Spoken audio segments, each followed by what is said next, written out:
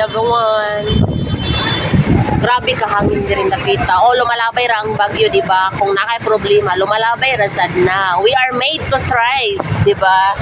So, let's talk about my husband. Giningaw man ko. Today is my day off. Pero, shutdown naman ang American government. Maybe no kanang wais ang kind of a husband na ako ang encounter nga minyuan. Kay nung dito pa mi sa Cebu, nag-push gud ko sa mga pag-ibig housing loan. Kaya kung gusto adto jud mi sa Cagayan de Oro, marag inana ba.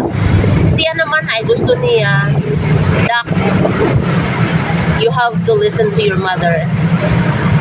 Parang natauhan man sad kuno, syempre nanay ko biya ang nagingon, tapos ayun.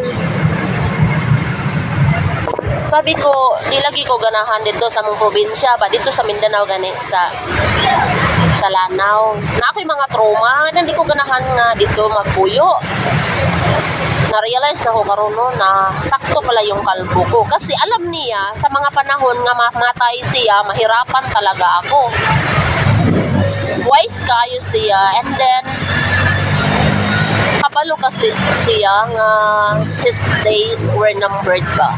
Kasi nagkasakit nga siya. I-secure niya ang ihang dak nga sa time nga wala na siya, na ako'y matirahan.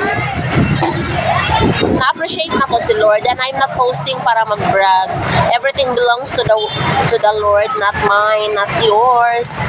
Pero karon lang ba na ako mga late nga realizations, and kabalo mo, naging selfish ko sa mga panahon nga kami kay wala ko nakamalay nga nagsakit siya. Nagsige siya kuyog-kuyog na ko sa social security, fighting for the rights para sa mga pamangkin. Dito ko sa SS, siya dito sa kuan, nagsige siya sunod-sunod na ako. Well, naglinya ko, siya akong sugon, magpa-photocopy, magpa-print, ana ba? Tapos nasigi-sige na ko siya pagdali kay mo duty pa ako alas 12 sa butika. Tapos kuan, in your senior years dili ka dapat ma-stress kay dali ra ang kinabuhi. Dali ra ang kinabuhi. Mo'y one of the reasons why napa-shorten iyang kinabuhi kay na-expose siyang mayo sa stress, but I'm not aware lagi nga naa siya ka ng chronic condition bang sa asbestos chemical exposure sa barko. Ako kabaloy para asam ng asbestos di ay ngayon hirapan naman ako mag-claim sa kanyang mga benepisyo. Tapos karon shutdown pang American government. O tanawa. My God, hangin kay diri. Hangin kayo. Nindot kayo sa pamating nga hangin diri pa. Uy, presko kayo, naglaglag. How do you heal a broken heart that feels like I'll never break this much again? Kasunod.